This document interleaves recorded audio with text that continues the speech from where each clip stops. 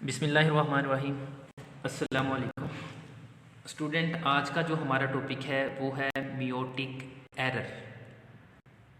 सबसे पहले आपने नाम पे फोकस करना है कि मियोटिक एरर क्या होता है।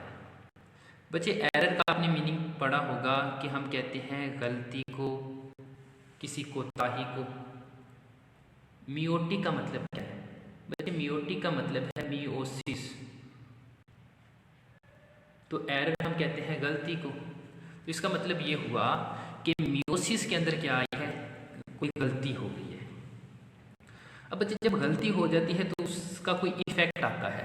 मिसाल के तौर पर आपने एग्ज़ाम में किसी क्वेश्चन पेपर को सॉल्व किया है, वहाँ आपने कोई गलती कर दी तो उसका आपको इफ़ेक्ट मिलेगा। इन केस ऑफ आपके जो मार्क्स होते हैं वो क्या आएंगे, कम आएंगे। ठीक इसी तरह जब मियोसिस का प्रोसेस है उसमें कुछ गलती आ जाएगी तो उसका एक इफ़ेक्ट होगा। वो किसी भी कंडीशन में हो सकता है, वो किसी अबनॉर्मेलिटी की कंडीशन में हो सकता है, वो किसी डिसऑर्डर की कंडीशन में हो सकता है। तो मियोटिक एरर का मतलब ये है कि मियोसिस के अंदर कोई गलती है। बट इसके लिए वर्ड यूज़ किया जाता है नॉन डिस्जंक्शन का। ये नॉन डिस्जंक्शन है क्या बच्चे? मिसाल के तौर पर ये एक सेल है, इसके अंदर क्या है कि 4 क्रोमोसोम थे। क्या थे? 4। बच्चे, जब इसने डिवाइड करना है तो इसकी इक्वल डिस्ट्रीब्यूशन ऑफ क्रोमोसोम होनी है। वो किस तरह होनी बच्चे? होगा क्या कि 2 क्रोमोसोम इस पे जाएंगे और 2 क्रोमोसोम है वो इधर चले जाएंगे। तो हम कहते हैं कि इक्वल डिस्ट्रीब्यूशन ऑफ क्रोमोसोम हुई है। बच्चे, अगर किसी वजह से यहाँ इनकी डिस्ट्रीब्यूशन इक्वल नहीं होती तो इसलिए हम इसे कहते हैं नॉन डिसजंक्शन। एक वर्ड होता है डिसजंक्शन, उसका मतलब ये होता है कि दोनों सेल्स के अंदर इक्वल डिस्ट्रीब्यूशन ऑफ क्रोमोसोम हुई है। समझ आ गई इस चीज़ की? अब बच्चे, मियोटिक एरर आपने पढ़ा है कि मियोसिस की डिफरेंट स्टेजेस होती हैं। बच्चे, हर स्टेजेस का प्रॉपरली होना ज़रूरी है। एक ऑर्डर के तहत होगी तो ही मियोसिस है वो प्रॉपर होगी। अगर किसी एक स्टेज के अंदर भी कोई डिसफंक्शनिंग हो जाती है या कोई गलती हो जाती है तो बच्चे उसके नतीजे में क्या होगा कि हमारे पास जो अगला डॉटर सेल बन रहा है उसके अंदर डिसऑर्डर या चेंजेस हैं वो मौजूद होंगी।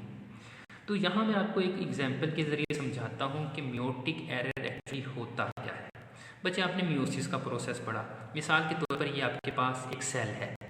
एग्जाम्पल का मिसाल के तौर पर ये ह्यूमन सेल है जिसके अंदर क्रोमोसोम कितने हैं? 46 होते हैं। बच्चे, ये देखो, इससे हमारे पास 2 डॉटर सेल बनते हैं जिसे हम गैमीट कह लेते हैं। तो बच्चे, इसमें कितने आएंगे? 23। इसमें कितने आएंगे? 23 आएंगे। ठीक है, ये नॉर्मल केस है। दूसरी तरफ मैंने एक डायग्राम बनाई है, उसमें भी क्या है कि इससे 2 डॉटर सेल बन रहे हैं। ये बच्चे नॉर्मल केस है। इसके अंदर क्या है, कोई एबनॉर्मेलिटी है या डिसफंक्शनिंग हो गई थी, यानी कि मियोसिस एरर वाला सीन है। तो बच्चे, इसमें क्या होगा कि एक के अंदर 22 क्रोमोसोम हो सकते हैं, इसके अंदर क्या है कि 23 भी हो सकते हैं और 24 भी हो सकते हैं। ठीक है, इस तरह यानी कि क्रोमोसोम या जो तादाद है वो क्या होगी, ज़्यादा होगी, और दूसरे केस में क्या हो गई है, कम हो गई है। तो इस तरह बच्चे क्या होते हैं कि डिसऑर्डर होते हैं वो डिवेल्प होते हैं। तो बच्चे, होगा क्या कि जब क्रोमोसोम नंबर के अंदर डिफरेंस आ जाएगा तो मतलब क्या है कि उनकी फंक्शनिंग के अंदर क्या आ जाएगा, चेंजेस आ जाएंगी। ठीक। अब यहाँ मैंने कुछ टर्म्स को एक्सप्लेन करना है, वो आपको पता होनी चाहिए कि वो क्या होती है। सबसे पहले बच्चे, जो टर्म आपके पास आ रही है वो है हैप्लाइड। हैप्लाइड का मतलब क्या होता है बच्चे? हैप्लाइड का मतलब ये है कि जो क्रोमोसोम है वो सिंगल फॉर्म में होंगे। मिसाल के तौर पर इसको हम इंडिकेट करते हैं एन से। इसमें हमारे पास एग्जाम्पल आ जाती है गैमीट की। इसमें एग्जाम्पल हमारे पास आ जाती है गैमीट की। क्या गैमीट के अंदर या गैमीट्स होते हैं वो क्या होते हैं, हैप्लाइड होते हैं, और उनके अंदर जो क्रोमोसोम है वो पेयर के फॉर्म में मौजूद नहीं होते। दूसरी बच्ची हमारे पास टर्म है डिप्लाइड। डिप्लाइड का मतलब बच्चे, इसमें क्या होगा कि पेयर के फॉर्म में मौजूद होते हैं क्रोमोसोम, और उसको हम इंडिकेट करते हैं 2n से। इसमें आप एग्जाम्पल काउंट कर सकते हैं सोमैटिक सेल। सोमैटिक सेल जो बॉडी सेल्स होते हैं, ठीक है। इसके अलावा आप जाइगोट, ये भी क्या होता है, डिप्लाइड होता है। इसके अंदर क्रोमोसोम है वो क्या होंगे, 2n, यानी कि पेयर के फॉर्म में होंगे। बच्चे, आगे वर्ड आ जाते हैं monosomy, trisomy. Monosomy and trisomy. बच्चे, मोनोसोमी का मतलब क्या होता है? अब बच्चे यहाँ देखो कि अगर मैं यहाँ बताऊँ तो मैंने कहा था यहाँ 22 है और यहाँ क्या है 24 है। बच्चे ये देखो ये हमारे पास क्या था 2n यानी कि डिप्लॉयड था जिसके अंदर 40 क्रोमोसोम। बच्चे यहाँ क्या हुआ है, कम गया है, यहाँ क्या गया है, एक क्रोमोसोम कम गया है। हम कहते हैं 2n से क्या हो गया, एक कम गया है। तो बच्चे इस कंडीशन को हम नाम देते हैं मोनोसोमी का। मिसाल के तौर पर 2n हमारे पास नॉर्मल कंडीशन है, इसमें एक क्रोमोसोम कम होगा तो हमारे पास क्या है कि नॉर्मल से एक कम, इस कंडीशन को हम नाम देते हैं मोनोसोमी। तो इसमें हमारे पास कितने क्रोमोसोम होंगे, 45 होंगे। सेकंड हमारे पास है ट्राइसोमी, जिसको ट्रिपलेट भी कहते हैं। उसकी एग्जाम्पल हम एक सिंड्रोम की शक्ल में भी पढ़ेंगे।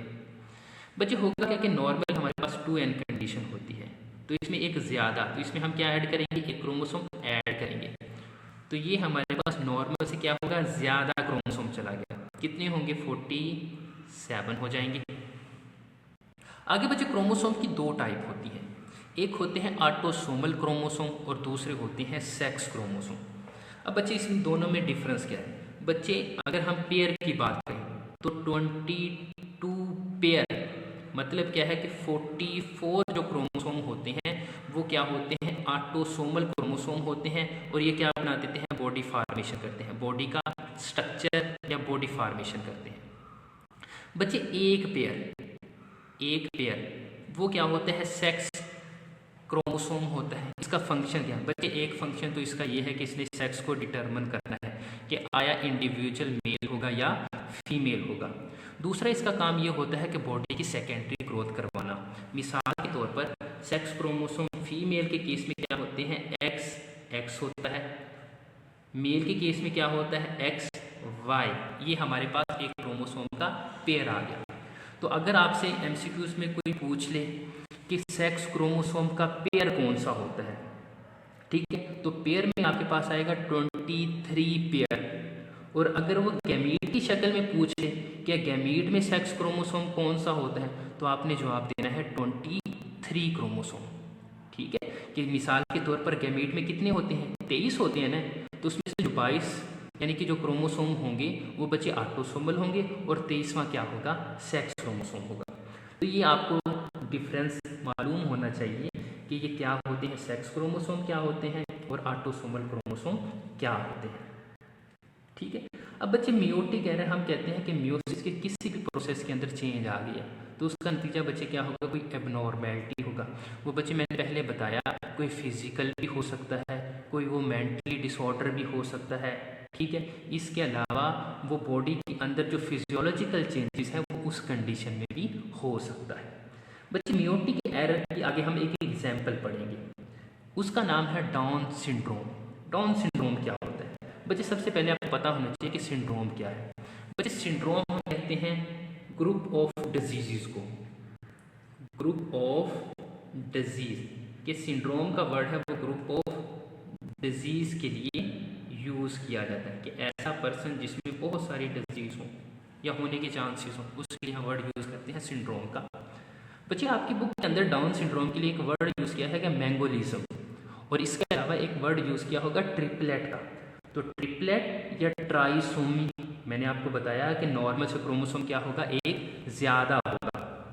ठीक है, तो ये आपको तीनों नाम पता होने चाहिए। अब मैं थोड़ा सा बता देता हूँ कि मैंगोलिज्म इसे क्यों कहते हैं। बच्चे आजकल वो पीछे कुछ दिनों में एक ड्रामा चल रहा था, आर्थुरल ड्रामा, आपने वहाँ डिफरेंट कबाइल देखे होंगे, तो वहाँ लड़ाई में आपने मंगोल भी देखे होंगे। अगर आपने मंगोल देखे हैं जो तुर्क के हाथों यानी कि उनकी डेथ हो जाती है या मारे जाते हैं, आप उनकी शक्ल देख लें तो डाउन सिंड्रोम के जो इफेक्टेड पर्सन या बच्चे होते हैं उनकी शक्ल किस जैसी होती है, मंगोल जैसी होती है। और बेसिकली ये मंगोल इसलिए भी कहते हैं क्योंकि मंगोलिया एक रियासत है, आई थिंक रशिया की है। ठीक है, तो वहाँ ये मौजूद होते हैं। तो इनकी शक्ल और डाउन सिंड्रोम वाले बच्चों की शक्ल वो क्या होती है, एक जैसी होती है। ठीक है, तो इस वजह से इसे मैंगोलिज्म भी कहते हैं। बच्चे भाई होती क्या है, तो कहते हैं कि डाउन सिंड्रोम एक ऐसी डिजीज़ या ऐसा सिंड्रोम है जो कि ट्राइसोमी कंडीशन या ट्रिपलेट कंडीशन है। और ट्रिपलेट में हमने कहा था कि नॉर्मल क्रोमोसोम ज़्यादा हो जाता है एक। अब बच्चे वो क्रोमोसोम वो ऑटोसोमल क्रोमोसोम में भी चेंज आ सकती है, वो सेक्स क्रोमोसोम के अंदर भी क्या आ सकती है, चेंजेस आ सकती हैं। डाउन सिंड्रोम हमारे पास एक ऐसा सिंड्रोम है जो ऑटोसोमल क्रोमोसोम के अंदर चेंज आने से होगा, ठीक है। पर अक्सर एग्जाम में ये एमसीक्यूज आ सकता है कि कौन से क्रोमोसोम, तो आपने जवाब देना है कि 21 क्रोमोसोम है वो अपनी एक और कॉपी या 21 के अंदर चेंजेस आने से क्या होगा, डाउन सिंड्रोम होगा। बच्चे इसमें क्रोमोसोम कितने होते हैं, 47 होते हैं। नॉर्मल हमारे पास क्या था, 1 कंडीशन, इसमें एक ज़्यादा हो जाएगा, ठीक है। तो इसे हम ट्राइसोमी कंडीशन भी कहते हैं या ट्रिपलेट कंडीशन भी कहते हैं। अब बच्चे यहाँ डाउन सिंड्रोम में एक रीज़न लिखी हुई है कि इस सिंड्रोम की एक रीज़न है वो मदर की जो एज होती है या मदर से बहुत ज़्यादा रिलेट करती है, ठीक है। वो क्यों रिलेट करती है बच्चे, होता क्या है कि ओवा या एग की जो प्रोडक्शन होती है उस पर इफेक्ट होगा। अब वो कहते हैं कि जो टीनेज वुमेन होती हैं उनके अंदर डाउन सिंड्रोम के चांसेस हैं वो बहुत कम होते हैं। कितने होते हैं, 1/1000 के 1000 मदर हैं, उसमें से सिर्फ एक बच्चे के अंदर डाउन सिंड्रोम होने के चांसेस हैं वो होंगे। और टीनेज कहते हैं मोस्टली 19 टू या 18 टू 30 ईयर तकरीबन, तो ये आपने याद रखना है। इसके अलावा कहते हैं कि अगर मदर की एज 30 टू 40 के दरमियान है तो 100 में से एक क्या होगा, डाउन सिंड्रोम होने के चांसेस है वो होंगे। अब ये बच्चे देखें कि अगर 40 प्लस है तो 100 में से कितने इफेक्ट होने के चांसेस होते हैं, 3। तो हम कहते हैं 40 अबव जो मदर होती हैं उनके अंदर चांसेस होंगे ये, ठीक। अब बच्चे होता क्या है कि आपने सुना होगा कि जब एज ज़्यादा होती है तो प्रेगनेंसी रेट भी क्या हो जाता है, कम होता है। वो क्यों होता है, क्योंकि ओवा या एग की प्रोडक्शन होती है वो क्या हो जाती है, कम हो जाती है या प्रॉपरली नहीं हो पाती। इसलिए हम कहते हैं कि इनके अंदर डाउन सिंड्रोम होने के चांसेस क्या होते हैं, ज़्यादा होते हैं। तो उम्मीद है आपको ये समझ आ गई होगी कि डाउन सिंड्रोम होता क्या है, हम इसे ऐसा कहते क्यों हैं और किन के अंदर ये होने के चांसेस हैं वो ज़्यादा होते हैं। बच्चे आगे मैं आपको एक्सप्लेन कर रहा हूँ इसकी सिम्टम्स, इसकी अलामात। हमें कैसा पता चलेगा कि इस पर्सन को डाउन सिंड्रोम है, तो हम देख के अंदाज़ा लगा सकते हैं। बच्चे इनकी जो बॉडी होती है या फेस की बात करें, वो बच्चे क्या होगा, फ्लैट होगा, ब्रॉड फेस होगा, स्विकेट आइज होगी, स्किन क्या होगी, फोल्ड होगी। अगर आप इनकी आँखों को देखो तो आँखों के जो कॉर्नर होते हैं या एंगल की बात करें, वो बच्चे क्या, इनकी स्किन क्या होती है, फोल्ड होती है, बिल्कुल फोल्ड होती है। तो इनकी स्विकेट आइज हमें लगती है। अच्छा बच्चे, प्रोट्रूडिंग टंग, इसका मतलब क्या, बाज़ आपने देखा होगा कि बाज़ार में आप मूव कर रहे होंगे तो कुछ बच्चे ऐसे होते हैं जो मेंटली रिटार्ड होते हैं, तो उनकी ज़ुबान है वो बाहर की तरफ निकली होती है। तो प्रोट्रूडिंग टंग का मतलब ये होता है कि उनकी ज़ुबान है वो थोड़ी बाहर की जानिब होगी, ठीक है, और फोल्डेड सी फॉर्म में होगी, वो जिसकी वजह से वो प्रॉपर बच्चे बोल नहीं पाते। इसके अलावा फिर हम बात करते हैं मेंटल रिटार्डेशन, कि इनका जो मेंटल्स होता है या मेंटल एक्टिविटी होती हैं उनके अंदर डिसऑर्डर होता है, वो प्रॉपरली कोऑर्डिनेट नहीं कर पाते। इसके अलावा वो अपनी इन्वायरमेंट को प्रॉपरली रिस्पॉन्स नहीं कर पाते, ठीक है। रीज़न क्या है, इनके अंदर जो नर्वस सिस्टम है वो प्रॉपरली डेवलप नहीं होता। तो मैं आपको इसके डायग्राम भी या पिक्चर भी सेंड कर दूंगा डाउन सिंड्रोम वाले बच्चों की, तो फिर वहाँ आप देख लीजिएगा कि किस तरह के ये सिंड्रोम्स होता है और इसकी जो अपीयरेंस होती है वो किस तरह होती है। तो बच्चे आज के लेक्चर में हमने मियोटिक एरर के बारे में पढ़ा कि मियोटिक एरर क्या होता है, नॉन डिसजंक्शन क्या होता है, नॉर्मल क्रोमोसोम की डिवीजन किस तरह होती है, और अगर डिवीजन नॉर्मल ना हो तो उस केस में क्या होगा, और ये कुछ टर्म्स थी, और लास्ट में हमने डाउन सिंड्रोम की बात की। उम्मीद है आप लोगों को इस लेक्चर की समझ आ गई होगी। अगर किसी भी किस्म का कोई क्वेश्चन हो तो आप मुझसे पूछ लीजिए।